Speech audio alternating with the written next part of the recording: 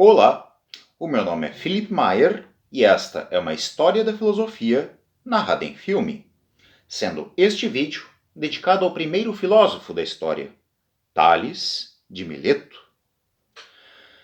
Tales foi o fundador da Escola Milésia de Filosofia, a primeira escola de filosofia que temos notícia. Foi mestre de Anaximandro e, como nos conta Aristóteles, o primeiro filósofo. As datas que pontuam a vida de Tales variam. Fontes afirmam que o filósofo teria alcançado cerca de 80 ou 90 anos de idade.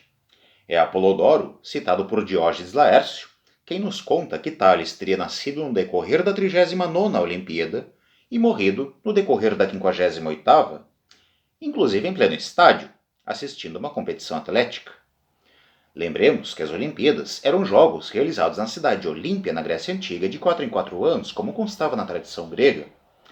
Pois bem, baseado nisso, os cálculos modernos chegaram à conclusão de que Tales provavelmente teria vivido entre 624 a 546 a.C., tendo assim atingido a marca dos seus 78 anos de idade.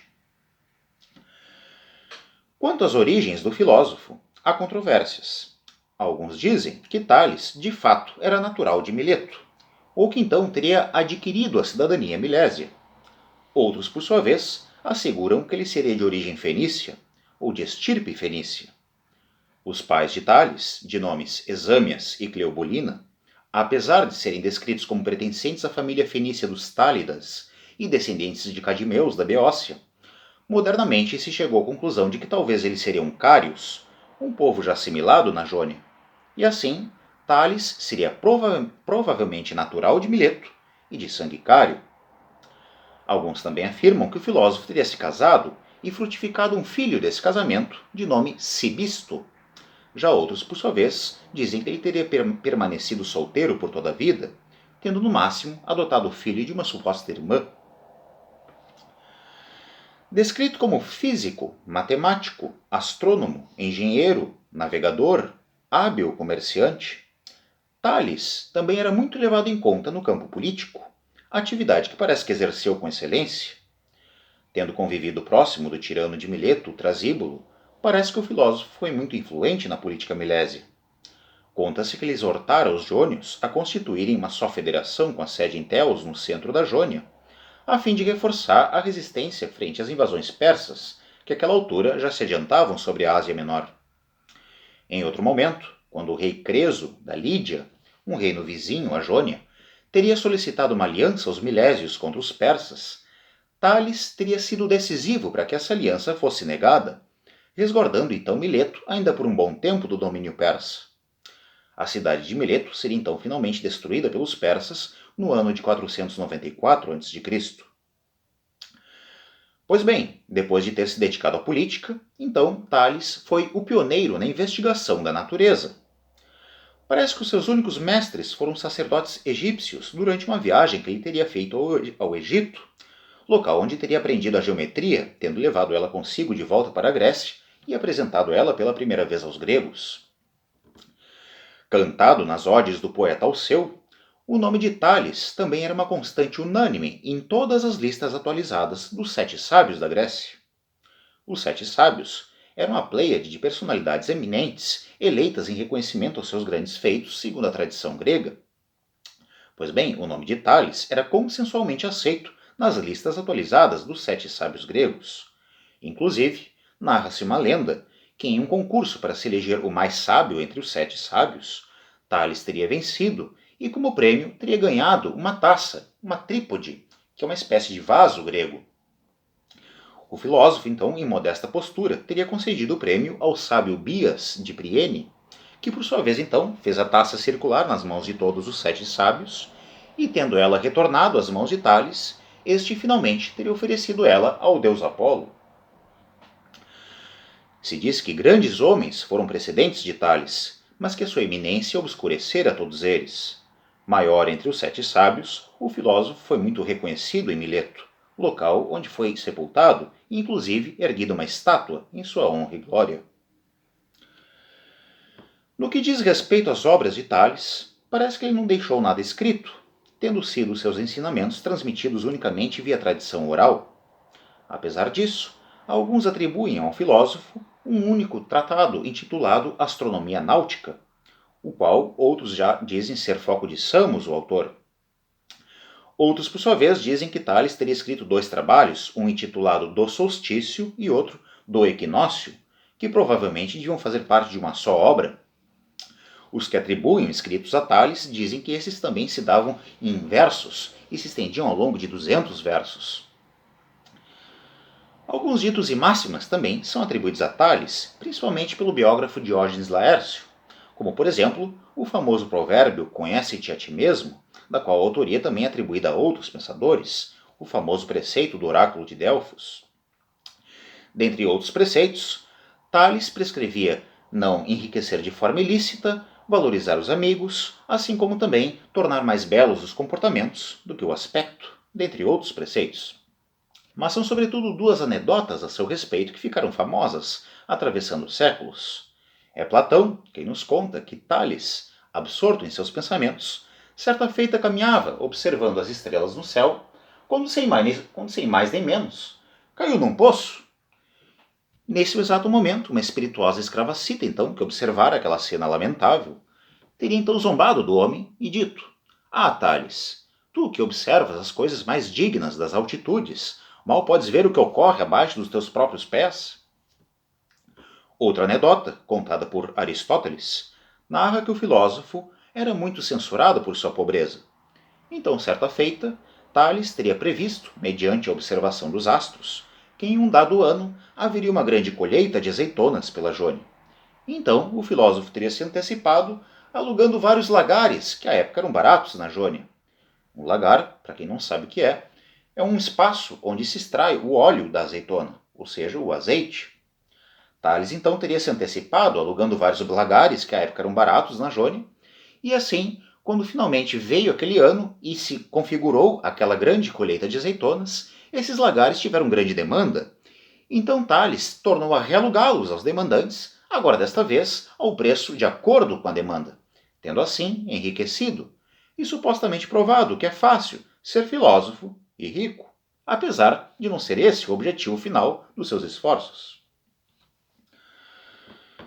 Alguns feitos científicos são atribuídos a Tales. No campo da astronomia, é principalmente Heródoto, em suas histórias, quem nos narra que Tales teria previsto um eclipse solar total ao ocorrer durante uma batalha entre Medos e Lídios, no tempo da 50ª Olimpíada. Os cálculos astronômicos modernos, por sua vez, chegaram à conclusão de que de fato se tratou de um eclipse total solar ocorrido no ano de 585 a.C. E esta se tornou também a primeira data exata que temos a respeito de Tales, bem como também a primeira data exata que temos que inaugura a própria história da filosofia, o ano da previsão feita por Tales de um eclipse solar total. Dentre outros discursos astronômicos atribuídos a Tales, constam também sobre posições, órbitas e movimentos estelares, posições do nosso Sol durante o ano, e também relações do tamanho do Sol com a Lua, assim como também explicações causais sobre a Lua minguante e a Lua crescente. No campo da meteorologia, Tales versou sobre o ciclo das estações do ano, sobre os trovões e sobre os ventos, inclusive atribuindo a estes últimos como a causa das enchentes do rio Nilo no Egito. Tales dizia que, graças a ventos periódicos soprando do Mediterrâneo para o interior do continente africano, fazia com que as águas do rio Nilo se acumulassem, resultando então nas cheias do rio. No campo da engenharia, Tales teria instruído uma escavação do rio Halys a fim de que ele fosse dividido em dois braços, permitindo então que o exército do rei Creso em suas campanhas pudesse atravessá-lo a pé. E por fim, na matemática, Tales, como já dito, foi um reconhecido geômetra. É atribuído a ele também um método de como medir a altura das pirâmides egípcias, mediante a proporção de suas sombras projetadas no chão, em comparação com as sombras de um bastão ou do próprio corpo. São conhecidos os seus teoremas matemáticos, que versam sobre a igualdade dos ângulos contidos na base dos triângulos isósceles, também no ponto de intersecção entre duas retas, um teorema que era indispensável para medir a distância entre as naus no mar, bem como também é atribuído a ele a demonstração de que o diâmetro divide o círculo em duas partes iguais, podendo, podendo inclusive ser inscrito em uma delas o triângulo retângulo. Mas, sobretudo, é na filosofia que o nome de Tales de Mileto ganharia sua maior relevância. Tales, como diria Aristóteles, foi o primeiro fisiólogo, aquele que elaborou a primeira fisiologia que temos notícia, isto é, uma filosofia da physis, uma filosofia da natureza. Pois bem, Tales concebeu então que a physis, o princípio de todas as coisas, era o elemento aquoso, ou a substância natural úmida, isto é, a água. Assim, para Tales, tudo em última instância deriva de modificações da água. A água era o elemento mais ativo no que tange ao seu poder causal sobre o restante das coisas, dizia o filósofo. A água originava e ligava a todas as coisas do cosmos. E o grande diferencial é que agora, em detrimento às imaginações míticas, em detrimento às explicações cosmogônicas que apelavam às divindades, Tales justificará sua tese mediante unicamente as suas sensações, isto é, mediante observações de cunho naturalista que lhe foram atribuídas. São elas, portanto, a água, quando se exala, se torna ar, e a parte mais sutil do ar, quando se exala, se torna éter. O éter era um elemento levíssimo que os gregos acreditavam que existia, pairando acima da atmosfera terrestre. A água, por sua vez, quando é mais compacta, se torna lodo, e o lodo, por sua vez, se converte em terra. As sementes de todos os seres é úmida. O sêmen dos animais é úmido. O úmido nutre a todos os seres. O calor surge e vive do úmido. E, por sua vez, os cadáveres secam, isto é, a ausência do elemento aquoso, a ausência da água, significa a morte. Pois bem, a despeito de boa parte dessas informações serem hoje claramente falsas, afinal hoje estamos sob o escopo da nossa ciência moderna, e aqui nos referimos aos primórdios do pensamento racional filosófico, logicamente, o que é notável aqui é percebermos a nova disposição naturalista que o espírito humano tomaria a partir de Tales. A partir de Tales, deixou-se de lado as explicações que apelavam aos mitos, às divindades, para se remeter sistematicamente a um princípio único, natural e material. Em Tales, o elemento aquoso, a água.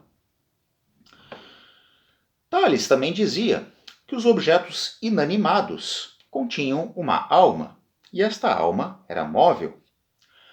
O filósofo justificava essa sua tese mediante a observação de que o ímã move o ferro, e ele atribuía à alma do ímã o fator movente do ferro, atribuía à alma do ímã o motivo do ferro se movimentar. Tales também dizia que esta alma era imortal e se misturava ao universo. Certamente a ideia que Tales tinha de alma era muito mais abrangente do que posteriormente o conceito veio a assumir na sua semântica. O filósofo também dizia que Deus é a coisa mais antiga que é, porque não é gerado, que o divino não tem nem princípio e nem fim, e que uma força divina penetra o úmido elementar, movendo, animando. Se tomarmos estas proposições atribuídas a Tales em conjunto, podemos também arriscar, a partir delas, uma interpretação sobre o que o filósofo provavelmente queria dizer com uma outra proposição atribuída a ele, de que tudo está cheio de deuses. Uma proposição problemática, dado que ainda de um caráter cosmogônico, ela ainda fala em deuses, já num contexto naturalista de Tales. Pois bem, é provável que o filósofo concebia a água como uma alma divina a interpenetrar todas as coisas do cosmos, movendo-as, animando-as, semelhante a uma matéria divina que a tudo imbuía, uma matéria divina aquosa que a tudo interpenetrava. Tudo está cheio desta matéria aquosa e divina. Tudo está, portanto, cheio de deuses. E a água que a tudo interpenetra, que a tudo permeia, é o próprio princípio divino. Por fim, Tales também dizia que a terra era sustentada pela água e se dispunha sobre ela flutuando, análogo a um navio ou um pedaço de madeira flutuando na água. Ele dizia também que os terremotos eram um efeito do movimento das águas subterrâneas a estremecer a superfície terrestre. Discute-se hoje se a teoria da Terra flutuante de Tales não seria talvez uma herança egípcia do filósofo, posto que na tradição egípcia antiga se concebia a Terra como um prato raso a repousar sobre a vastidão das águas. O mesmo também se discute sobre a própria concepção de Tales da physis como sendo a água, se não seria uma herança egípcia do filósofo também, posto que no Egito Antigo os sacerdotes associavam o deus egípcio Osíris à água. Mas para essas questões não temos uma resposta definitiva. O fato é que Tales é inegavelmente o primeiro filósofo, posto que foi o primeiro a reduzir a multiplicidade das explicações cosmogônicas a um princípio único, natural e material. A sua ideia da physis como sendo a água, o elemento aquoso, a substância natural úmida, foi genuinamente a primeira ideia filosófica da história. E aqui eu encerro esse vídeo, agradeço a audiência. No próximo vídeo, então, estarei abordando o discípulo de Tales, Anaximandro de Mileto. Obrigado.